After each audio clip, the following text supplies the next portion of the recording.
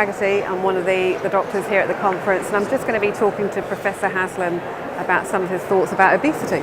So, Professor Haslam, an interesting comment you made was that New Zealand is probably the third largest country, if you like, in terms of obesity. What's your take-home messages for us in New Zealand?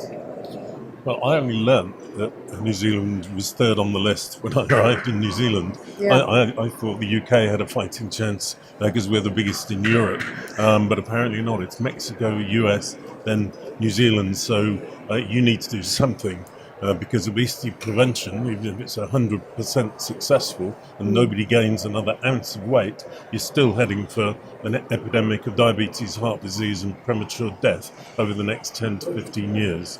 So you've not just got to prevent obesity, you've got to manage it. In GP surgeries, in the community, in schools, people have got to lose weight. And GPs, practice nurses, midwives have a central role in doing that. So you had a couple of tactics for somebody coming into your rooms to actually start that conversation. What were they? The tactic is not to let them out again unless I've done something about their weight.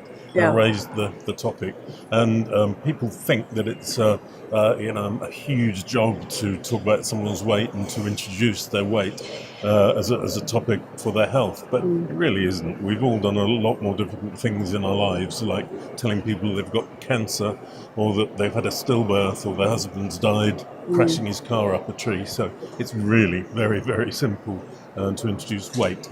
And the way I do it, I say, well, there's your toenails sorted out.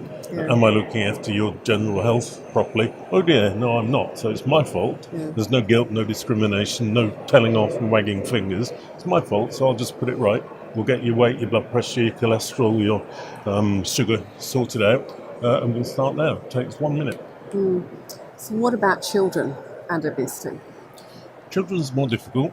There's a school of thought that says that we should concentrate on adults because the majority of obese adults weren't obese children. It's come on in adulthood, at certain stages like university students and first boyfriend and marriage and pregnancy and menopause. Those are all kind of high-risk areas. I think we need to concentrate on childhood obesity. But as GPs, we can't change the environment. We can't change what's out there in schools and in fast food restaurants, and only the local councils and the HPA and the government, the ministry, only they can do that. So what we're doing, in effect, is looking after obesity in the childhood population, one child at a time. Yeah. So we can't change the environment. We can only deal with the individual, and we need to do that as much as we can. Thank you.